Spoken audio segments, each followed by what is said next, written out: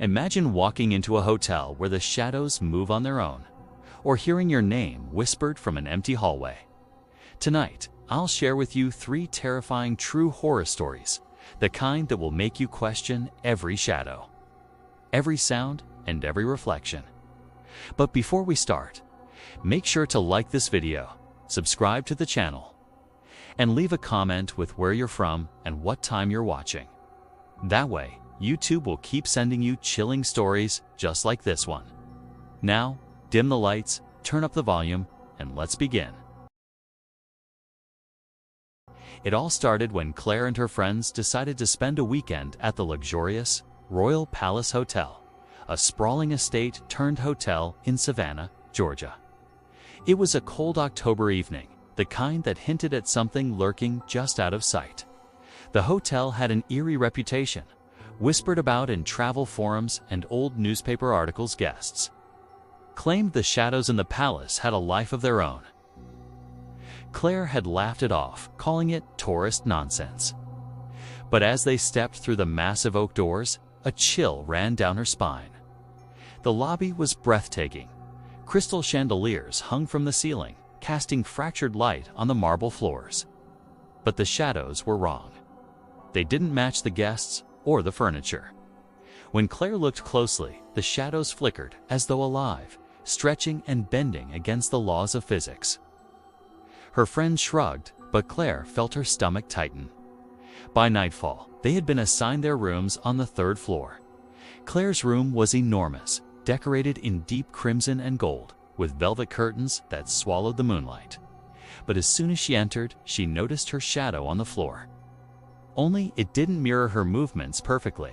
When she raised her hand, her shadow's fingers twitched independently. She froze. The shadow leaned closer to the wall, whispering. She couldn't hear it at first, but as the clock ticked, the words grew audible. "You will fall. You will scream." Claire's phone wouldn't work. No signal, no Wi-Fi.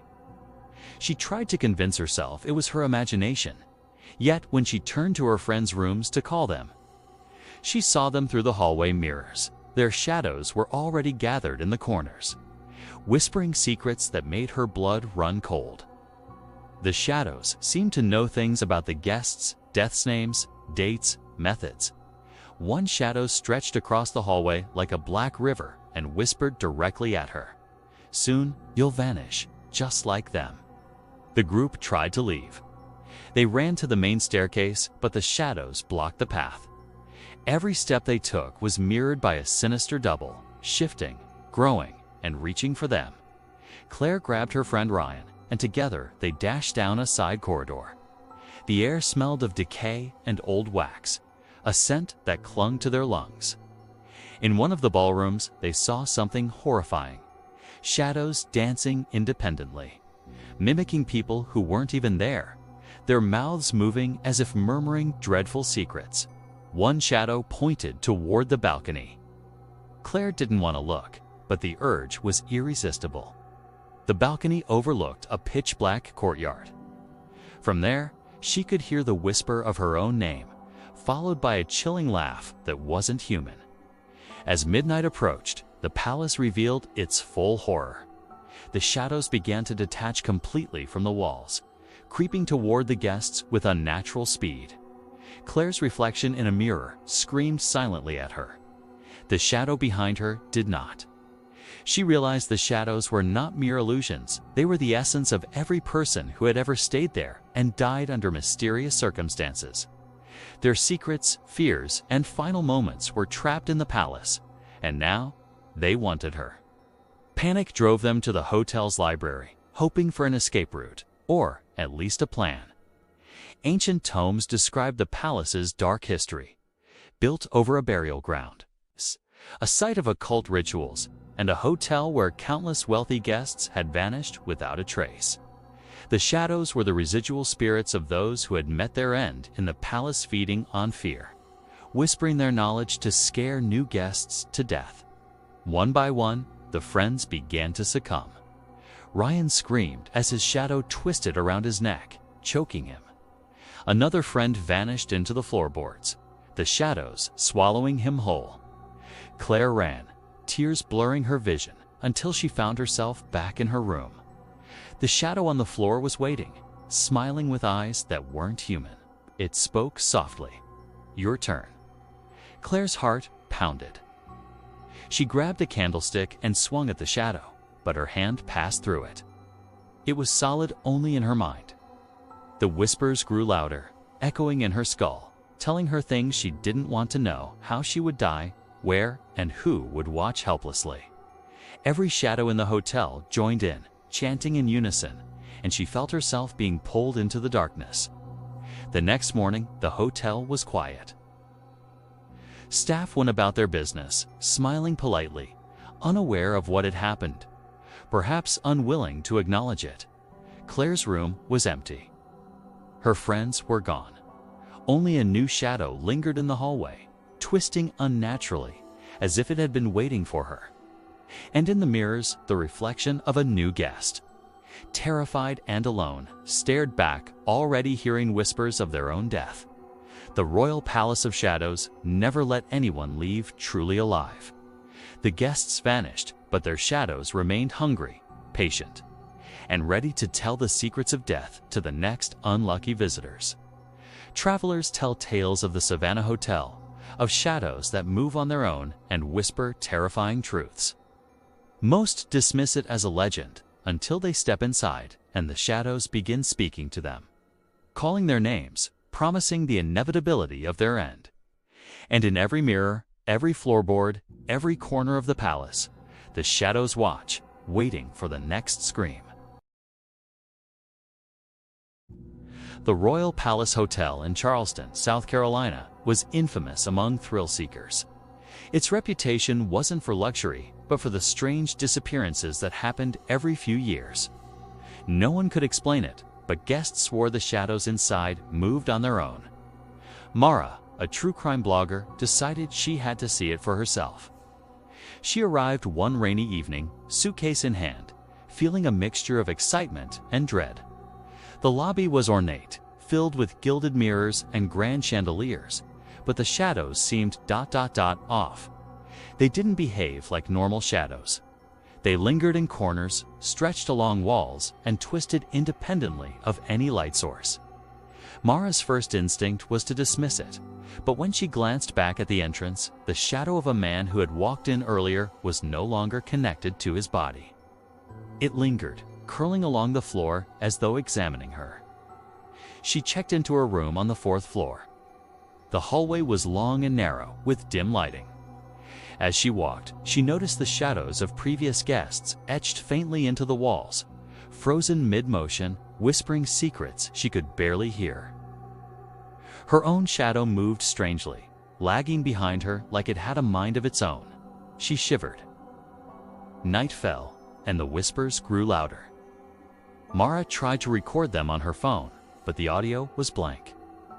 Then, the shadows began to speak clearly, telling her things she had never shared with anyone. Fears, secrets, and even her worst nightmares. She could hear them plotting how she would die in vivid detail. Panic surged, but she couldn't move. Her body felt rooted to the carpet as her shadow began stretching toward her, its form rippling like black liquid. She fled down the hall, her footsteps echoing in the empty hotel. In one room, a shadow turned to her and mouthed a name she didn't recognize, then lunged at her. The air grew cold, frost forming on the mirrors. She ran into the grand ballroom where the shadows of past guests waltzed silently. They didn't have faces, but their mouths moved as if speaking words too horrifying to comprehend. One shadow pointed at her and whispered, "You're next." Mara found a staircase leading down to the basement. The shadows followed, swarming like living smoke, twisting through walls and ceilings. In the basement, she discovered a hidden archive, a collection of diaries, photographs, and letters from guests who had vanished over the decades. Every entry ended with a date, then an empty space where the person's life had ceased. The shadows seemed to feed on these records, growing stronger with each revelation. As the clock struck midnight, the whispers became deafening. The shadows surged, separating from the walls entirely, pressing against her from all sides. Mara felt her soul being pulled, visions of her death flashing across her mind. She tried to scream, but no sound came out.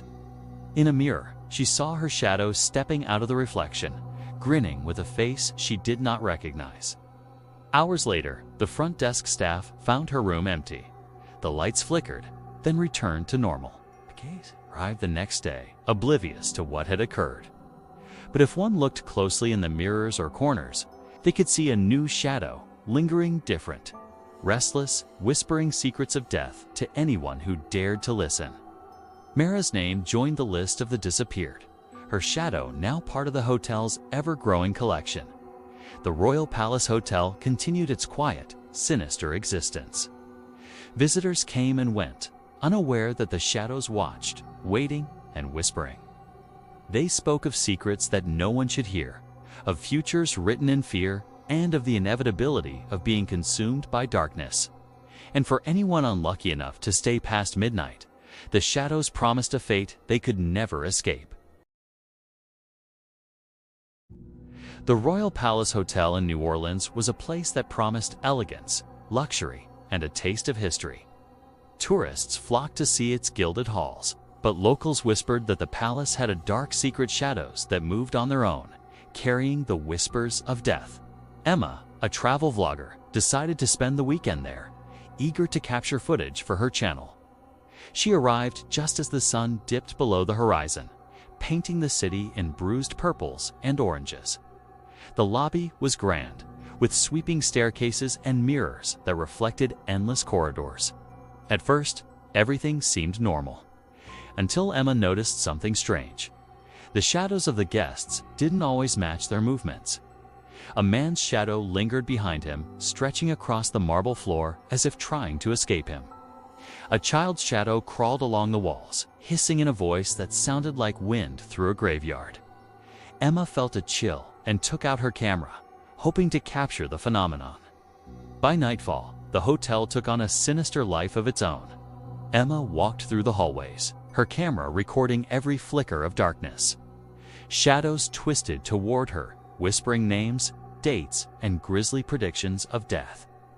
One shadow, darker than the rest, seemed to follow her relentlessly, whispering secrets of how her friends would die, one by one. She tried to shake it off as imagination, but when her friends started acting strangely, repeating her fears aloud, she realized it was real. Emma and her friends tried to escape, but the doors refused to open. The shadows blocked every path, flowing through walls and ceilings, as if the palace itself were alive. In the ballroom, the shadows danced in a grotesque waltz, mimicking guests who had never been there, mouths moving in silent screams. One shadow broke from the circle, stretching toward Emma, whispering, "You will stay forever." Desperate, Emma found herself in the hotel's attic, a place rumored to hold the spirits of the vanished. Old portraits lined the walls, each depicting a guest with hollow eyes and twisted shadows at their feet.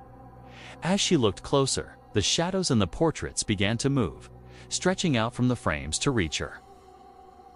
They whispered horrifying secrets of past visitors, how they screamed, how they ran, and how none had ever left alive. The night dragged on, and Emma's friends began to disappear one by one, swallowed by the shadows. She ran through hallways that twisted impossibly, as if the palace itself were rearranging. In a mirrored corridor, she saw her shadow detach completely, grinning, stretching toward the ceiling. It whispered her fate with a voice she couldn't escape. "You belong to us now." By dawn, the hotel appeared calm, pristine, as if nothing had happened. Guests checked in, unaware of the horrors lurking within. But those who glanced at their shadows in the corners of hallways or reflections in mirrors could feel the chill, hear the whispers, and see the faint outline of another presence, a shadow waiting to consume them. Emma's shadow was now part of the palace, merging with countless others, whispering secrets to the next unlucky visitor. The Royal Palace of Shadows continued its silent hunger, collecting souls and memories. Every hallway, every mirror, every corner was a trap for the living. And those who dared to stay past midnight learned too late that the shadows were patient, intelligent, and cruel. They did not just move, they hunted, whispered, and recorded every fear, every sin, and every moment of despair. And in every reflection, waiting for the next guest, the shadows still whispered, "Your turn is coming."